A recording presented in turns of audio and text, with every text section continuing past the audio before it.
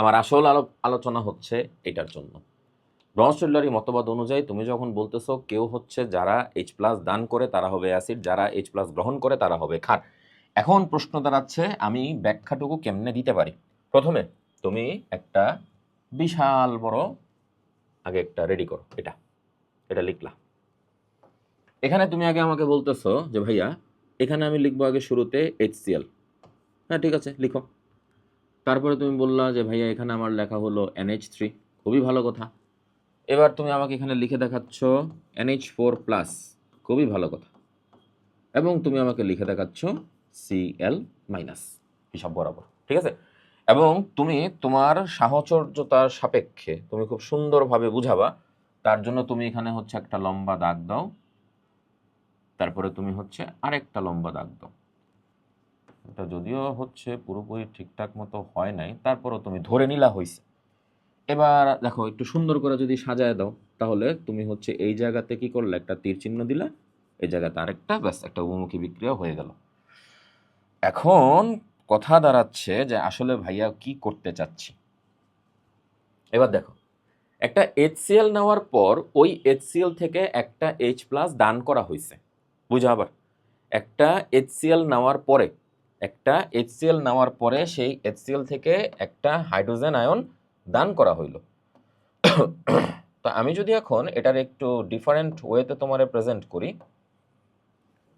তাহলে শুরুতে হচ্ছে আমি এখান থেকে এখানে দিলাম, এটা হচ্ছে আমার প্রথম হিসাব। তারপর এই জায়গা থেকে এখানে একটুখানি বুঝতে অসুবিধা হবে না আশা করি, কিন্তু একটুখানি সময় লাগবে। এটাই হচ্ছে আমাদের মূল আর কি পার্থক্যটা। তাতে হবে কি তোমার জন্য বুঝতে একটুখানি অসুবিধা থাকবে না পরে, এবং এই একটা লজিক দিয়ে মোটামুটি তোমার পক্ষে পুরোটা জিনিস মানে ব্যাখ্যা করা বা ক্লিয়ার করা, যেভাবেই বা যাই কিছুই বলো, তোমার উত্তর দেওয়াটা মোটামুটি সুবিধাজনক হবে। এটা তো কোনো মতেই সমান হচ্ছে না রে বাবা। তো ব্যাপক বিপদে পড়ে গেলাম এটা আঁকতে গিয়া। না, একটা ভালো বুদ্ধি বের করি। এই যে এখন একটা আনুপাতিক হিসাব হয়ে গেল,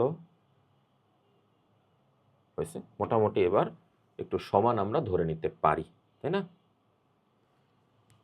আচ্ছা, এখন আমরা হচ্ছে ধরো এখন কি লিখলাম, এবার আমাদের আঁকাবুকিটা একটুখানি আমাদের শুরু।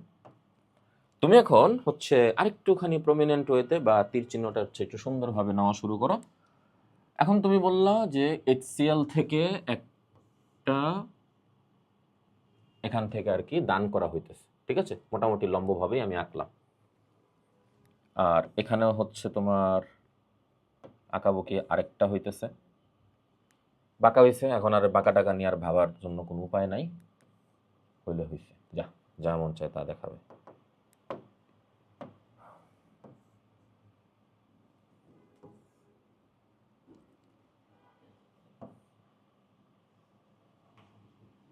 অ্যান্ড ফাইনালি শেষ।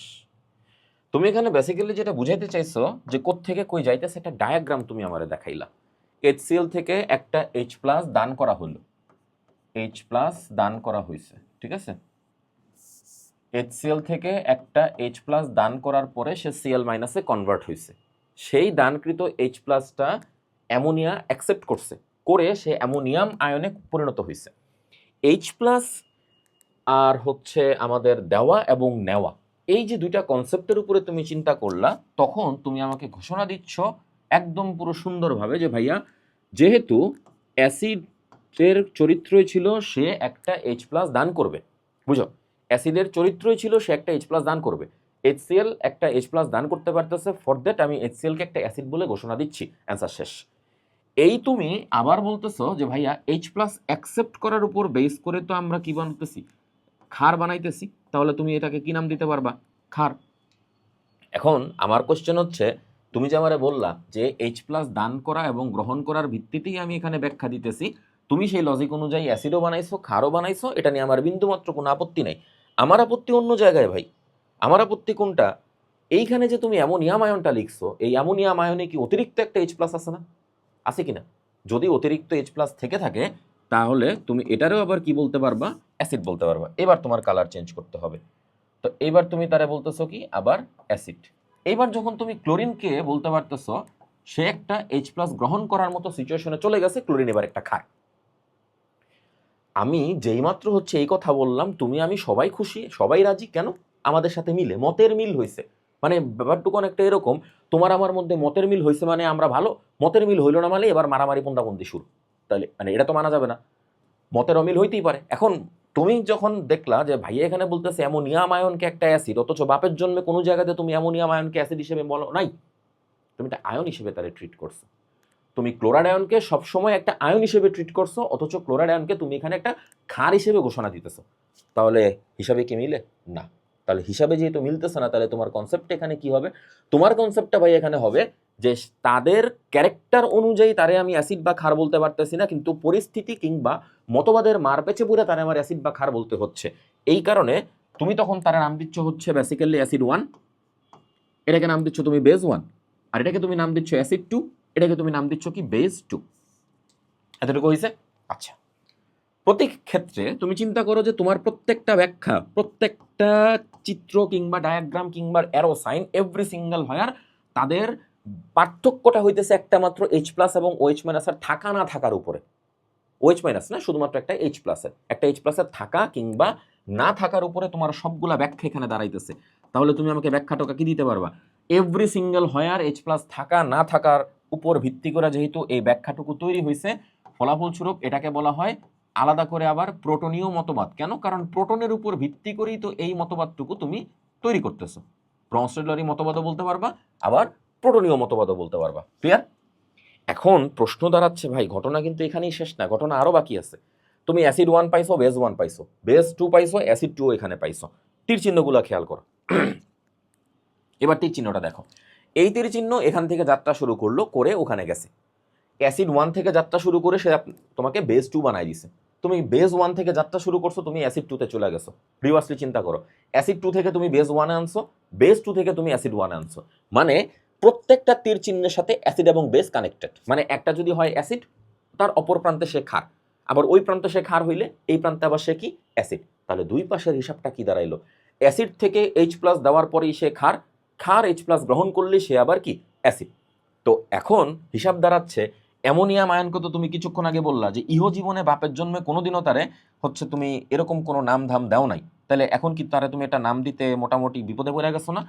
এই জন্য এই সমস্যা এড়াইতে গিয়া এই অ্যামোনিয়াম আয়নকে তখন আসলে ভাই নাম দেওয়া হয়েছে শুধুমাত্র অ্যাসিড না, অনুবন্ধী অ্যাসিড। কারণ অ্যামোনিয়াম আয়ন তো প্রকৃত অর্থে অ্যাসিড হিসেবে কাজ করে না, শুধুমাত্র ব্রনস্টেড-লাউরির মতবাদ অনুযায়ী সে এখানে অ্যাসিড। একই কথা কি আমাদের ক্লোরিনের জন্য?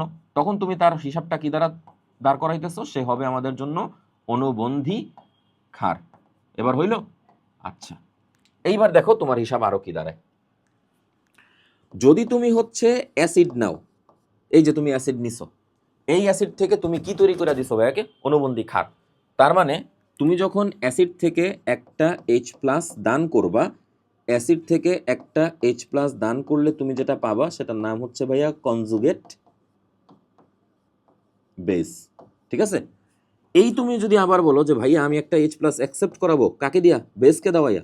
তার মানে তুমি বেজের সাথে একটা H+ অ্যাকসেপ্ট করতেছো। এইবার তুমি নাম পাইতেছো কি ভাইয়া বলো তো? Conjugate acid.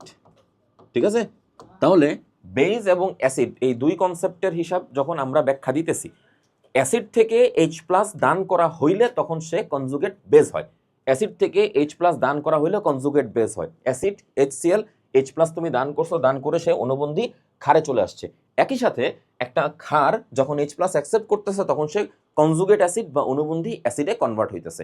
অ্যাসিড থেকে ক্ষার পার্থক্যটা কি? একটা মাত্র H+। কেন প্রোটনীয় মতবাদ? তার ব্যাখ্যাও তুমি এখানে পাইছো। অ্যান্ড ফাইনালি তোমার আমি আসল যে জিনিসটা দেখাবো, যে জিনিসের উপর বেস করে তুমি বেসিক্যালি কোশ্চেনগুলার দাঁড় করাবা, বা তোমাকে যখন MCQ স্যার দিবে তখন সেগুলোর অ্যান্সার দিবা। তুমি যে কোনো একটা অ্যাসিডের কথা এখানে লিখো, যে কোনো একটা অ্যাসিডের কথা এখানে লিখো, যে কোনো একটা ক্ষারের কথা এখানে লিখে রাখো, তোমার অনুবন্ধী দরকার নাই। তুমি চিন্তা করো যে ভাইয়া তুমি এখন অ্যাসিড আর ক্ষার নিয়ে কেবল চিন্তা করবা, এখানে অনুবন্ধী না প্রতিবন্ধী এই টাইপের কোনো আলোচনাও আমার দরকার নাই। অ্যাসিড থেকে একটা H+ দান করবা, তুমি বেস পাবা, বেসের সাথে একটা H+ অ্যাকসেপ্ট করবা, তুমি অ্যাসিড পাবা, শেষ। তোমার পুরো কথা হইতেছে তোমার বেসিক থিওরি, লাস্টের এই জিনিসটা হচ্ছে তোমার MCQর খেলা। এই হচ্ছে তোমার টোটাল অ্যান্সারের হিসাব। বোঝা গেছে? তুমি যদি এতটুকু অংশের উপর বেস করেও ঠিকঠাক মতো পড়া যেতে পারো, আমি মনে করি যে মোর দেন এনাফ তোমার জন্য। এই হচ্ছে আমাদের কনজুগেট অ্যাসিড এবং কনজুগেট বেস নিয়ে আলোচনা। লজিক্যালি আমাদেরকে যখন এক্সামে কোশ্চেন দেয়, কোশ্চেনটুকু দেওয়ার পর তাদের একটা প্রশ্ন থাকে যে অমুকের অনুবন্ধী অ্যাসিড কে, অমুকের অনুবন্ধী ক্ষার কে। তাহলে এই যে ক্ষার কে, অ্যাসিড কে, এগুলোর জন্য কি আমার মানে পাগলে পাইছে যে আমি এরকম আইকা বুইকা কে আমারে কি দিতেছে না দিতেছে এগুলোর সব কাহিনী আমি যদি দেখতে যাব, বা আমার পক্ষে কি সম্ভব? না। এই জন্য তোমার কাজ হইতেছে এই জিনিসটা হচ্ছে মুখস্থ করে রেখা দেওয়া।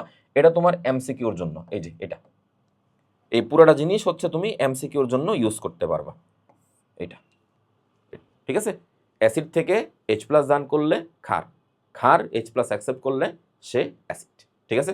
আশা করতে পারি এরপরে আর কোনো সমস্যা তোমাদের হবে না।